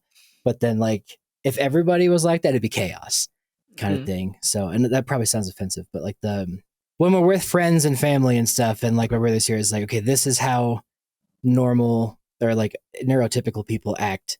My brother doesn't act like that. So if you're in like an ancient tribe and you're like, okay, that is not how like this. I don't know. It's So something like you that. So you think it reaffirms the norm in some kind of way? I've never thought about that. Yeah, and like I know there's like the whole thing of like neurotypical, like it's offensive to say people are normal or whatever, but like I whatever is socially the majority, like how people behave, I think, like the neurotypicality. Yeah, it reaffirms that. Like this is the healthy, proper way to everyone gets along correctly. Because my brother, this is whatever, 2 hours into the podcast. My mom had a friend over for dinner from work, and my brother, like, and he was here with his like 4-year old daughter. He moved to Nashville to be with his daughter because the wife moved there and they were divorced. And nice, proper guy, nice Southern guy. And my brother goes, "Do you know what they call a hairless cat?" And the guy was like, "Oh, I don't know." And then he goes, "A shaved pussy." And like the way he said it in his like New York accent with this 4-year old, and the guy like put his hands over the ears, and it's like, Seth, that's not appropriate. And Oh, it's but like it's so funny. shit like that, It's for example, so right? funny. And always like that. And like he'd be like, he failed math. And It's like he'll say that to me, like, well, you didn't pass high school, Seth. So like Tilda saw we all saw White Chicks when we were kids. So then Tilda would just bring up the pink dildo when she was like so young, and just in situations where you probably shouldn't bring up a like jelly pink dildo. So right. yeah, I It feel you. in that regard, yeah, it's like I think that mechanism exists because if we didn't have that, everybody would be weird and like saying weird stuff or something. Maybe, I don't know, but if you have siblings with like what's it? Not atypical or no? Neurodivergent. Neurodivergent Neurodivergent. siblings. Do let me know because I do think it helps me, especially with comedy. Because I got really, especially like riding the subway with my family as a kid, like people just stare and you're like, what are they thinking Yeah. about? It's an intense thing. And then I think it's been a good exercise for me and for all of us just as part of our family is it's such a good empathy builder, and I genuinely think it makes you a better person because when you kind of grow up and get a bit of a grip, it becomes it's no Yes. longer about you because it's any kind of shame or anxiety or embarrassment that you're experiencing. Imagine if you were fucking them. Like, Right. you know, Yeah. it's yeah, that's what I always think about. Yeah. And No, she but is like, she's super fucking passing. There's just a handful of times where she's like, what? And I'm like, that's so fair. You literally have a cochlear implant. Well. a second master's at Oxford is crazy. Oh, she works like a Trojan, dude. Like, Yeah. unbelievable. Really bright and an absurd work ethic. And she is the most, like, the furthest away from a victim. And that's, I mean, and I get really fired up when people are like, oh, I know sometimes you're I gonna like say, feel, yep. you know what I'm going to say. And Yeah. I see red, and I've spoken to a handful of people about this where people are like, I'm like neurodivergent because like sometimes I get like tired after socializing, so I'm autistic. And I'm like, you shut your mouth. Right, Like, dude. respectfully, like when you actually have lived experience with disability and you have all these people that have just read too many fucking BuzzFeed articles being like, TikToks I'm and stuff. disabled. And I'm like, I want to choke you. Like, you are making it more difficult for the people who actually need accessibility programs and shit. Like, Right. just get a fucking grip. There is range here. Like, God. Yeah. No, I 100% agree because I will say, I was scrolling through TikTok and this woman was crying because her oatmeal was too thick and she's got the sensory dysphoria thing and she couldn't chew on it. And like growing up with it, I understand if it makes you cry, like cool. But also like your great uncle cool. bled out in Saipan and like probably might have had the same thing and like he did just fine. So like I think you can get through the oatmeal. So it's just like, if that makes me an ass for saying that, but like oh, you're so real for that. You're so real for that. I think I was talking to Dad about something and I was like anxious about my masters or something. And he was like, it's literally, have you seen that meme of the Kardashians? And it's just like, Kim, there are people that are dying. It's like, it's just that. And Dad said to me, he was like, Cosima, you could be in fucking Yemen. Like, get a grip. I was like, right. Say less. Like, yeah. Perspective, I feel, is helpful for everyone. Yeah. No, totally agreed. And if you have sensory dysphoria when you eat oatmeal, I'm very sorry, but please do let me know. Um, you mentioned you mentioned everything. I also had a joke the other night too. It's like this might be an American thing, but I don't remember drinking out of water bottles as a kid. It was always like Capri Suns or like No, no, Kool-Aid. you know what I'm so sorry. What I'm thinking about Yeah. is when I fly to America and run your Flint napping event, we're going to start a GoFundMe for people who can't eat oatmeal. And we can donate a certain portion of ticket proceeds to people who can't eat oatmeal. Perfect. There we go. Sorry, you were saying. Oh, right. Yeah, I don't remember having water bottles as a kid. Like that became like a thing in the 2010s. Like everybody had a water bottle because hiking became really good. I don't know. This might be American, but anyway, I was just like, all I remember doing is drinking out of the garden hose. And like now our whole generation has autism. So it might have something to do with So that. you do the math. Right. That's honestly, what's that thing? They're putting the water in that's making the frogs gay. That's you. Like the autism comes from the hoses. Subscribe to me on Substack. These are the things the big hose doesn't want you to know. That's you. You're blowing this thing wide open. Big water. I want to do skits too, where I'm like a Neanderthal Alex Jones, like screaming about humans taking over. Oh my God. Have you seen Neanderthal like girl dad and stuff on TikTok? Nope. Googling it right now. Oh, it's so good. Neanderthal. Is that the guy who like dresses up in the outfits? No, it's a chick. It's a chick who dresses up in the outfits and she does skits as like Neanderthal characters. And it's so much fun. Okay. I can link it to you. It's really fun. Please do. I just typed it in. I didn't see it, but I'll check it up after. I will find it. Okay. I lost track of time because now we're 17 minutes. I guess we're at 150 now. What does that mean? Doesn't matter. Oh, wait. An hour and 25 minutes, the first one, plus 17. What's that? I thought you liked math. I liked math theory because it was but you hated women. It's cool. Yeah. I get it. Still do. Get off. I'm just kidding. Still do. And it's about time I found a way to work Trump it into this 2024. I'm just kidding. I'm loving this.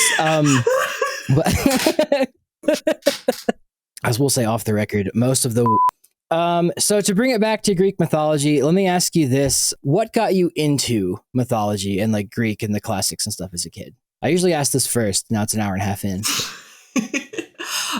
Super easy and quick answer. Percy Jackson. I hate to be that bitch, but I am that bitch. I am like other girls. And I will say that. It was Percy Jackson. I picked it up when I was like 10. I was like, oh my God, this is so cool. And then I tried to read Robert Fagel's Odyssey. Couldn't because I was like 10. Yeah, I can barely do it now. So it was Percy Jackson and then went down a rabbit hole, learned about it in high school, loved it, and then did a Bachelor of Arts degree where you could pick whatever you wanted to study. And I just kept picking ancient history subjects. And then it just got its hooks in me and has not released me. And every time I get like so disillusioned and like so sick of it, I'm like, oh my God, this stuff is all like so boring. It's all so blah, blah, blah, blah. And then I go to like a new museum and like see a sculpture and cry. And I'm like, oh my God, this field is like fully never releasing me. So it's just I live and breathe it constantly. It's what I read. It's what I see. It's what I do in my spare time. It's just like my thing. I love that, dude. Yeah. Okay. And then what did you go to uni for? So I went to uni. I got a bachelor. It's a weird thing to explain. Maybe the US has an equivalent, but the UK doesn't really, where you do your undergrad degree and then there's an extra thing you can do on top of it, which is an honors year. Uh-huh. So I think in other countries, honors is to do with the grade you got. But here it's like an extra, it's like a mini master's that you do on top of your undergrad. So I did that, which just means you go from writing like 3,000 word essays to writing a 15,000 word piece of work, which was, it was a big old jump, but I loved it. So Bachelor of Arts in Ancient World Studies. And then I just got my master's in classics. That's my little like post-grad ting. And just got meaning recently, or like just got is I like you? finished in like June, so Oh relatively wow. recently. Yeah. Okay. Your favorite myth or something that really inspired you, or Oh. like just speak woman. There you go.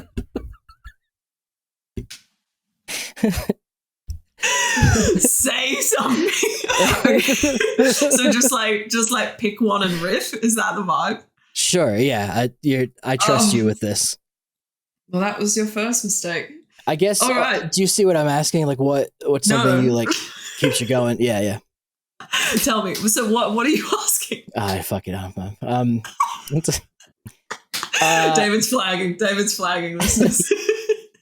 I don't want to say like what's your favorite myth, but like what's something about. But what is my favorite myth? Okay, let's do that. What's your favorite myth, but then also what's something about classical, studies and mythology that like really just like you're passionate about that made you want to do all this? I mean, there are so many moments from Greek mythology and from Greek tragedy that my brain is immediately overrun, which is incredibly unhelpful because I'm trying to like Your pass head through. canon is loaded.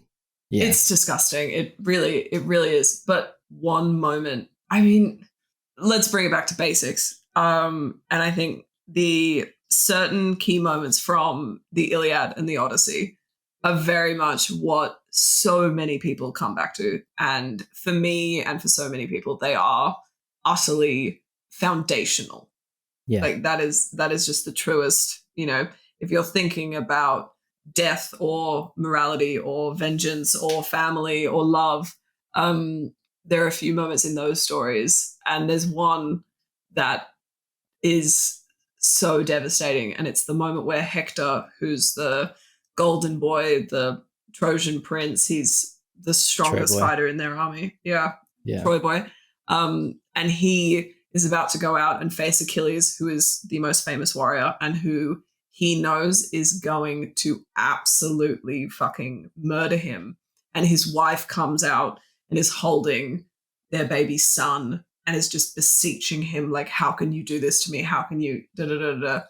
And I can't remember exactly what happens with the helmet, whether the little baby like reaches up and touches the helmet or something. And it's just those moments of sacrifice and duty and what happens to women and what happens to families because of war. And then the Odyssey is such a different story, but the moments we have of Odysseus's perseverance and particularly his reunion with his wife Penelope, where they're playing a sort of mental psychological game with each other, where Odysseus, he's been away for 20 years and he's come back, but he's disguised because he doesn't quite know what he's going to come home to. And they're playing this like head fucky game with each other so she can figure out whether he is who he says he is. And then it's just this like, there's this beautiful Greek word for it, but it just means, like two people of one mind, like they're of the same mind. And the way that these ancient Greeks constructed that and played Yeah. that out for you in these like really evocative, moving ways. Yeah, I think Homer's the OG for a reason. Like, genuinely, he's like the blueprint for all of this stuff. So that's, yeah, I can never escape it. Not that I particularly want to, but Right. yeah. And that is what, 2,500, 3,000 years old now? How old's the Iliad? Yeah. Jesus was 2,000, Three. so it was 1,000 years before that. Three. Yeah. Yeah. So like three, and for it to be an oral tradition Right. and for it to evolve and for it to be passed down, and you imagine that stuff getting like sung around a campfire. It's just Right. yeah. Then I feel like we go back to all that like primitive magic that you and I have spoken about like the kind of what you feel in the primal part of you when you hear stones being knapped and that kind of thing. And when you imagine storytelling around a campfire. Right. Yeah. And he's like, so he was banging his cousin and he got mad when Hector killed him. So, Yeah. yeah. Well, he was such a dick. I was being so serious. But that is like literally it. It's like he was fucking his cousin and then Hector killed his cousin because his cousin was in cosplay. And then Achilles lost his fucking mind and then dragged around a corpse, because that's a proportionate response to anything ever. Dragging around a corpse for day after day. Pretty wild. On a chariot. Yeah. Like it's Was it not good. was it his cousin? I know it was his lover. So It was his cousin. Yeah. Okay. Because I remember I read the Iliad after I saw Troy as a kid, and it was his cousin in Troy. And I was like, why is he so bummed about his cousin dying? Like, I love my cousin. And then when I read that they were like lovers, but they changed it because of, the audiences or whatever, I was like, I guess maybe it was implied and I didn't know that. But it's a tricky one. It's a tricky one with that. Yeah. But that is like when I remember reading the Iliad in 6th grade, and my teachers were like, "You're reading the Iliad?" And I was like, "Yeah," but I like couldn't really grab my whole head around it. Yes, but yeah, sorry to detract from your very good answer. That was really good. And I think Raven was telling me yesterday too that he used names that Greek people would be familiar with at the time, like family names and stuff, so they could relate better to the story. I didn't know that. It's cool. Well, also that like we have this really, really firm idea of like this is the canon of Homer. But it's like if it was oral poetry, well, I'm sure there was a canon, but you think about the flex that would have been there in the delivery, at least to an ancient audience, right? Yeah. Like every bard would have given it its own spin, which I feel like people don't think about. Oh, that we mean by flex. Okay. Yeah, flexibility. Yeah. Gotcha. Aussie slang. I'm sorry. You're good. I hadn't heard someone refer to it as Oz before. I know Aussie, but it makes sense. Down under. Yeah. All I know is Bindi Irwin. I followed her, then she get married, and I unfollowed her. But that I'm kidding. She's probably like way younger than me. I don't know. We'll keep it in. We'll be right back. Is that what you'd say to Bindi? No, but I remember her saying she got engaged, and I like was with all my coworkers at the lab. And you were like, "There's nothing here for me now. There's nothing here for me now." And he's American, and he's a nice guy. I was like, damn. God damn it! It could have been me. I do love me some Irwin stuff. They're good people. So from what I see, maybe he's awful over there. I don't know. But, no, very loved. He's like Trump 2024, right? But that's not else.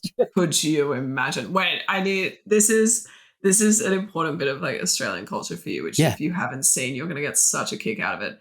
Do you know who Bob Catter is? No, but I know Gary the Goat. Okay, I have a YouTube video for you that I'm gonna send to you, and I need you to text me or like somehow film your live response to it. What's it called? Typing it in right now. Okay, are you gonna look at it now? I can look at it after, but I'm gonna pop it into YouTube real quick. Okay, so it's Bob Catter. Let 1,000 blossoms bloom. Blossom. I think it's Catter with a K. Katter. I believe so. Let 1,000 blossoms bloom. Does it come up? Oh, it's 21 seconds. I'll watch it right now. Oh my god, please. People are entitled to their sexual proclivities. I mean, let there be 1,000 blossoms bloom as far as I'm concerned. But I ain't spending any time on it because in the meantime, every 3 months, a person is torn to pieces by a crocodile in North Queensland.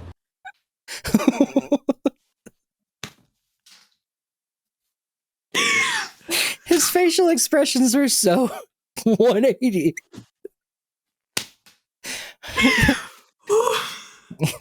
That is all you need to know about Australia or Australian politics is the let 1,000 blossoms bloom. But I'm not wasting any more time on it because people are getting eaten by crocodiles. We're like, yeah, gay rights. But what about the crocodiles? It's so I love that. Okay. That one, the guy punching the kangaroo after it has the dog. That's a classic here. That's a good one. The VB long neck guy. Democracy Manifest. I mean, that's like viral. And there's one other Australian one I can't recall. It's a memey kind of country. Before I ask the final question, okay, what's the pre one? What are you currently working on that we haven't already touched that you want people to know or like that they could go see? So the main thing would be the events, which is the one on the 2nd of November that I was chatting to you about. The future event that you and I are going to do together that I'm manifesting right now, and I'm going to hit you up about because that's going to be so fun. And then I've got one in Australia, if any of your audience are Aussies.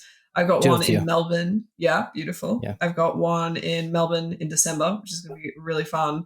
And yeah, just like keeping an eye out for events, and definitely Substack is where I'm directing most of my attention and focus now, like writing long form stuff on there. That's where it's and going. That's Cosi's Odyssey, as is your Instagram, correct? Yeah, all the same. Yeah. Let's see. I'll just do it. Cosi, what does it mean to be human to you?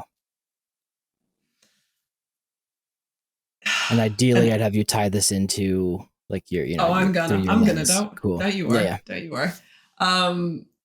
So you hit me with this at the beginning, and you said I had 2 hours to think about it, and I've obviously spent about 20 seconds thinking about it because we have been bouncing around like some sort of unhinged ping pong balls together. I love it. But it's a question that I don't think I'll ever be able to answer fully or completely. But talking about Homer reminded me of something that this author spoke about at this talk that I went to a few nights ago. And she framed it scientifically, which is the way that we process what happens to us. We like scientifically within our brains and like the brainstem, we process our lived experience as a narrative. So the way that we process information and the events of our life are through stories. Like that is literally how our brain, I love that. I'm like gesturing towards my brain. But that is how that is how we process information. And so for me, I think the unifying part of the human experience is our shared call to stories and to narratives, whether it's, a hero or a family or a romance. It is something that we can't escape, and it's something that unites us all. And you notice it really, really interestingly when you compare the really ancient civilizations and how, even though we don't think that there was trade between these communities, you look at their early mythology and you're seeing so many of the same themes, whether it's a catabasis, a descent to the underworld, or, the hero's journey, or the fear of mortality. I think what it means to be human is to be enthralled by / at the mercy of stories. I'm trying to remember the guy's name. Is it the guy who wrote *Sapiens*? Oh yeah, Yuval Harari. I think that's his take too. Like humans are. You're right. Like it's like stories are how we like learn things, and like constructing that narrative in your head is like. I mean, that's how I do what I do. Like I just like made dog domestication a story, and like, yeah, I like that a lot. It's a really good answer, and it speaks to a lot too, like how you were saying before, the Greek myths and like Roman, I guess they're kind of stolen from Greek, but like they've lasted this long because they're like solid stories. Well, because they continue to be compelling, and they continue to provide psychological relief or escapism or comfort. And yes, the Romans stole from the Greeks, but the Greeks stole from the people that were even before them. Like there are some crazy comparisons between ancient Sumerian mythology and Greek mythology, and the character of Persephone and Inanna and all of that. There's a wild amount of overlap. So I think the kind of chokehold that, and even like, the mythology of religion and all of these stories and all of these ideas, I think that we're all grasping for narratives and for myths in varying forms. And I think that to me is what defines being a human and the human experience. Clip. Cool. I like that a lot. That was very eloquent. Thank you. Wait, are we still on? Yeah, we're still on. Okay, God, because I was about to be like that question is so massive, man. I was like, what do I say that it's going to be remotely coherent? No, everyone always freaks out, and like I've never actually been asked it myself on the spot, so I don't I don't know how I'd react to, but I wish I was recording you like after we've done our one, because then I'd hit you with that. That would be the first question, and I wouldn't give you any time to think about it. Okay. I wouldn't give you any time. I'd be like, answer it right now. You can get your vengeance. But no, like everyone always is like, and then I ask it because I like to see, like, from what we've talked about and like from your perspective on history and stuff, how people answer it. Because it ranges from, if I talk to as archaeologists, it's very scientific or like primate focused. And then like for you, it was like more classics and like humanities focused. So that's new for me. Yeah. Well, I'm glad. Yeah. I didn't ask Gaius Flavius because I forgot, but also he would have just been like, in this little meme. Shout out. What's up, Arthur? I love his meme little face. He's my favorite. Yeah, Cosi, this was so fun. I'm glad we got to we did yours the other day, but this one like sort of a month ago now, and it's my bad. I really enjoy getting to know you. This was really fun. I really wish I could hang out with you in person because I would. I imagine you're like taller than me, and that will scare me. I'm really tall. I'm 6 foot, but it's fine. Okay, I'm 5'5". Again, muscular hobbit. Stunning. So, yeah, Raven's tall too, I think too. So she's quite tall. Whatever. I'll just stand in a box. Okay, so yeah, I loved this. I'm happy to have you on anytime. I'd love to talk more about myths and stuff. Anything else you'd like to ever want to promote? Just come on, let's do it. You're an angel. Thank you so much for having me. I didn't think 2 hours were going to fly by, but I feel like I've blinked and it's like, oh yeah, true. This is the fastest it's gone by for me, by the way. And every podcast is like, this is my favorite I've done. I bet this you is say that to every guest. I literally just said that, but this has been like the most relaxed and fun one I've done, I think. So, I'm so glad. Yeah, there's someone I've never talked to. Yeah, and I'm like, hello, I'm going to come to America and we're going to bash some rocks together and it's going to be great. Let's do it. I'd prefer to wear clothes, but yeah. It gets cuts everywhere. It can be clothed for admin and logistics reasons. Everyone can wear clothes. No one's getting robbed. A nude flint napping one. Nude flint napping, the final frontier that no one asked for. And with that, we will end it. Thank you guys. Please like and subscribe on Spotify, Apple doesn't, whatever. Spotify, here on YouTube. And if you haven't subbed already, please sub. Okay. Thank you. See you later. Thank you.